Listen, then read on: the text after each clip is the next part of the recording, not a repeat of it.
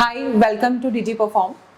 आज हम अपने पॉडकास्ट में बुलाने वाले हैं हमारे ही एक स्टूडेंट को जिनका नाम आर्यन है और उन्होंने हमारे यहाँ से अपनी जर्नी कंप्लीट की है और आज आप फ्रीलांसिंग में बहुत अच्छा प्रोजेक्ट्स काम कर रहे हैं। आज मेरे साथ ज्वाइन करने वाले हैं मेरे को हमारे ही प्लेसमेंट हेड मिस्टर गगन वोहरा, हमारे ही प्लेसमेंट हेड, जिसपे आपको वो बताएंगे कि प्लेसमेंट्स के लिए हम लोग कैसे बच्चों को चूज करते हैं, कैसे हम इंटरव्यू सेशंस कराते हैं। He will update you for this. So hi Gagan sir, कैसे हैं आप? Hi Pooja ma'am, thank you so much कि आपने मुझे इस पॉडकास्ट में इनवाइट किया। यस, आज आप हमारे प्लीज ऑडियंस को बताइए कि किस तरह से हम काम कर सकते हैं, कैसे हम प्लेसमेंट्स कराते हैं बच्चों की और क्या उनके फीडबैक सकते हैं, क्या उनकी क्वालिटीज रहती है बेसिकली इसके लिए। सी सबसे पहले तो मैं ऑडियंस को ये बताना चाहूँगा कि जो डीजी परफॉर्म है इसका एक अलग से डेडिकेटेड प्लेसमेंट सेल है।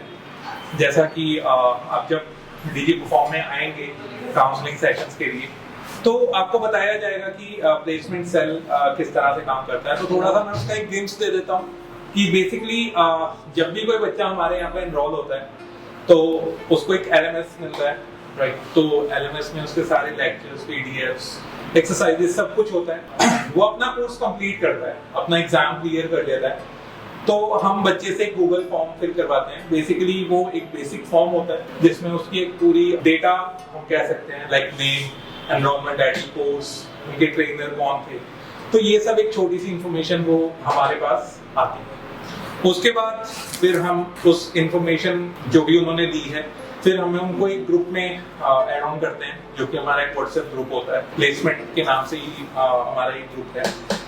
उसके बाद जो भी कंपनियां हमारे साथ टाई अप में हैं वो हमें रेगुलर बेसिस पे वैकेंसीज भेजती हैं जो हम उस ग्रुप में पोस्ट करते हैं।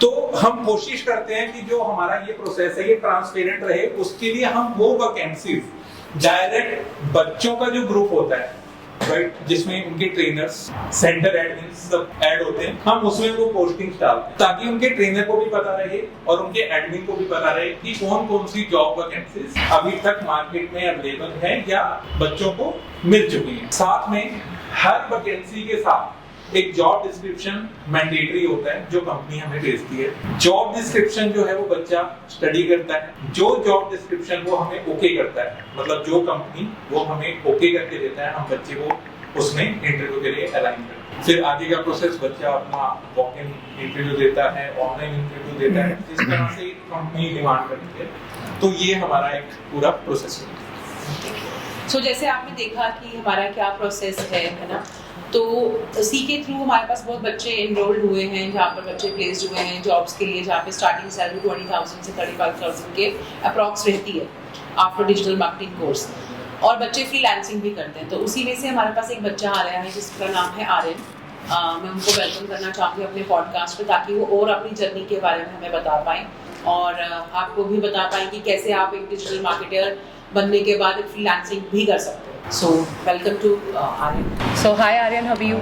Hi ma'am. आपको पता ही होगा कि हमारे प्लेसमेंट हेड है ये। हाँ जी, हाँ जी। तो आपकी जर्नी बहुत जल्दी स्टार्ट हुई थी आर्यन, तो मैं आपको उससे जानना चाहती हूँ कि कैसे आपकी जर्नी स्टार्ट हुई। एंड पूजा, मैं तो ना शॉक हूँ बिल्कुल आर्यन को लेकर कि 15 साल की उम्र में, मतलब जब बच्चा मतलब अपना कोई एक फोकस भी नहीं होता उसका और उसने डिजिटल मार्केटिंग चूज किया। तो आर्यन मतलब कैसे ये 15 साल की उम्र में डिजिटल या फिर स्किल की तरफ इतना झुकाव किस तरह से, मतलब लॉकडाउन बहुत क्यूरियस हूँ इस चीज़ को जानने में। लॉकडाउन के स्टार्टिंग में ही थोड़े व्लॉग्स मैंने बनाए थे, स्टार्ट किए थे। okay. तो उसी चीज़ से एडिटिंग और इन सब चीज़ों में जो है मेरा मतलब स्किल एक डेवलप हुई। तो by the time lockdown and हुआ तो मार्केटिंग का जो है एक बूस्ट आ गया था। तो उससे जो है कोर्सेज मैंने सोचा कि करके एक बार देखता हूँ। तो मतलब स्किल्स जब आपने सीखे, ठीक है, और स्टडीज भी साथ साथ चल रही होंगी। हाँ जी। तो ये तो खेलने कूदने की उम्र होती है? नहीं, ऐसा तो कुछ नहीं है, सब कुछ चीज़ें करनी चाहिए, ऐसा कोई दिक्कत नहीं है। okay. तो एज 15 साल की उम्र में आपने ये स्टार्ट किया और कैसे चूज़ किया डीजी परफॉर्म? आई मीन कि इतने सारे लोग हैं, किसने आपको सजेस्ट किया या आप खुद से आप सर्च कर रहे थे? क्या थॉट प्रोसेस था डिजिटल मार्केटिंग करने का और डीजी परफॉर्म तक आने का? खुद से भी मैं ढूंढ रहा था, बट मेरी मदर ने सजेस्ट किया था मेरे को इसके लिए, so that's why I choose it. तो डीजी परफॉर्म ही क्यों? इन्वायरमेंट अच्छा लगा था, प्लस कोर्सेज का एक नॉलेज या जो भी एलएमएस होता है वो भी काफ़ी सही था। So, तो LMS ने इसलिए- क्या सपोर्ट किया आपको इसके लिए? टाइप ऑफ ऐसे कि नोटबुक का तरीके से एक वो काम करता था, मतलब एक बुक की तरह काम करता था। अगर अभी आप कुछ भूल जाओ तो वो आपकी हेल्प करता था उसको, मतलब रिवाइज करने के लिए। What was the first skill you learned from DigiPerform? और क्या आपको उसका फील आता है कि आपको क्या बेटरमेंट उसमें मिला? उसमें कौन सी फील्ड आपको ज़्यादा सबसे बेटर लगी इसके अंदर? क्योंकि बहुत सारे डोमेन्स हैं इसमें। तो मेरे को सबसे बेस्ट सोशल मीडिया लगा एंड ग्राफिक डिज़ाइनिंग लगा। सबसे पहला क्लाइंट कैसे आपने लिया एज अ फ्रीलांसर? क्योंकि आप फ्रीलांसिंग कर रहे हो, जॉब नहीं, आपने जॉब की अडॉप्ट नहीं करी। फ्रीलांसिंग में बेनिफिट ऑफ फ्रीलांसिंग इस कि आप मल्टीपल प्रोजेक्ट भी एक साथ पे हैंडल कर सकते हो, जिससे आपका अर्निंग सोर्स जो है वो इंक्रीज हो जाता है। सेकंड थिंग कि एक टाइम पे आप बंदे नहीं होते हो कि आपको इस टाइम से इस टाइम करना ही करना है, so that is why freelance. तो आपको क्या लगता है कि फ्रीलांस में जॉब से ज़्यादा अर्न कर सकते हो आप? हाँ जी, फ्रीलांस में ज़्यादा अर्न कर सकते हैं। कर सकते हो। तो कैसा रहा आपका एक्सपीरियंस फ्रीलांसिंग का, और कैसे क्लाइंट आपने, फर्स्ट क्लाइंट जो आपने किया वो कैसे क्लोज किया? तो कितना डिफिकल्ट था उसको क्लोज करना, क्योंकि आपका फर्स्ट क्लाइंट था, ठीक है। आपको वो तो मतलब हर जगह से अपना, मतलब कहीं ना कहीं उसने अपना काम करवाया है प्रोफेशनल से हर जगह। तो मतलब जब आपने फर्स्ट उसको अप्रोच किया एज अ फ्रेशर, तो कैसे क्या डिफ़िकल्टी आपने फेस करी? To be honest first client मेरे लिए इजी था क्योंकि वो मेरा one of my family member थे। सो वो मेरे लिए थोड़ा सा इजी हो गया था उनके साथ टैकल करना, या मैं कहूँगा कि उन फर्स्ट क्लाइंट से ही मैंने और चीज़ें सीखी कि कैसे क्लाइंट को हैंडल करते हैं। So that is why. जो आपके वो फर्स्ट क्लाइंट थे, क्या प्रोजेक्ट था? फर्स्ट प्रोजेक्ट आपका क्या था? उनका एक हैंडलूम बिजनेस था यमुना नगर के पास। सो उनका एक प्रॉपर शोरूम है, तो वहाँ पे शूट वूट होता था एंड ऑल ये सब चीज़ें। अभी जैसे मैंने देखा है कि पेरेंट्स अभी कहते हैं कि हमारा बच्चा 10वीं में है या अभी तो 12वीं करी है बच्चे ने, ठीक है, तो उन पेरेंट्स को आप क्या कहना चाहोगे? मैं अगर अपना बताऊं, सो अगर मैं जैसे सपोज मैंने 10th में ही कर ली थी मार्केटिंग अपनी कंप्लीट, तो जब जो एक अपनी स्किल लेके वो एक ग्रेजुएशन के बाद स्किल लेगा, मतलब और 3-4 साल बाद वो लेगा, तब तक मैं उसके हाफ ऑफ द पैकेज पे मैं पहले पहुंचा हुआ हूँगा। सो आई थिंक कि फ्रीलांस इसलिए मतलब आपको जल्दी कर लेना चाहिए। तो डिजिटल मार्केटिंग जैसे आप बता रहे हो, डिजिटल मार्केटिंग कितना सपोर्ट करता है? ऐसा जैसे आप फ्रीलांसिंग कर रहे हो तो कैसे किसके प्रोजेक्ट्स आपको ज़्यादा मिलते हैं? क्योंकि डिजिटल मार्केटिंग कितना इंपॉर्टेंट है एक्चुअली, मैं ये जानना चाहूँगी।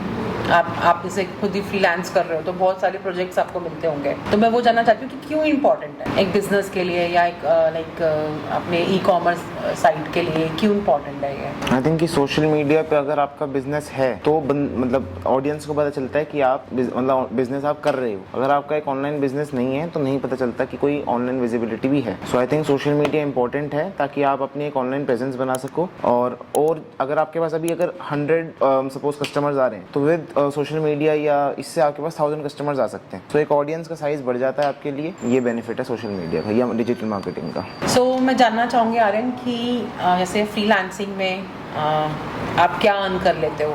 लोगों की स्टार्टिंग की सैलरी से 20% तो ज़्यादा।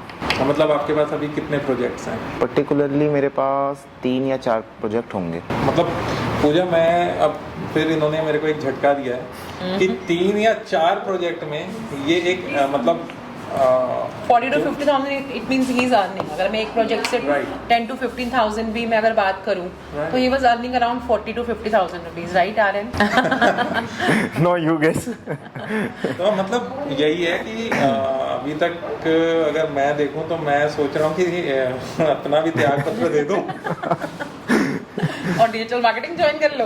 बिल्कुल, डिजिपरफॉर्म से। यस। ओके, अभी ना मेरे पास एक रैपिड फायर राउंड है आर्यन आपके लिए, ठीक है? तो 1 वर्ड फॉर डिजिपरफॉर्म। मेकर कह सकते हैं। इंस्टाग्राम और लिंक्डइन। इंस्टाग्राम। टी ब्रेक और a main break. Main break. Your favourite AI tool? ChatGPT. Reels और क्रॉजल्स। रील्स।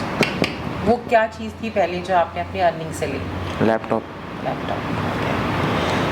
ड्रीम ब्रांड जो आप अपने क्लाइंट्स के लिए लेना चाहते हो, कि आपका कोई ड्रीम ब्रांड है जिसके लिए आप काम करना चाहते हो? मैं अपने ही जो करंट क्लाइंट्स हैं उनको ड्रीम ब्रांड तक पहुंचाना चाहता हूँ। यस और नो, ठीक है? ठीक है। You need a degree to earn well. Yes. Freelancers don't have a stable income. True. AI tool will replace digital marketers. No false. Getting client is harder than earning skills. True. College वाले आपको हर वो चीज़ सिखाते हैं जो आपको एक अच्छी job दिला सकता है। फॉल्स। सो आर्यन, आपने हमारे यहाँ से कोर्स किया डिजिपरफॉर्म से और आप अच्छा अर्न कर रहे हो, कितना सेटिस्फाइड हो हमारे कोर्स से? 100%।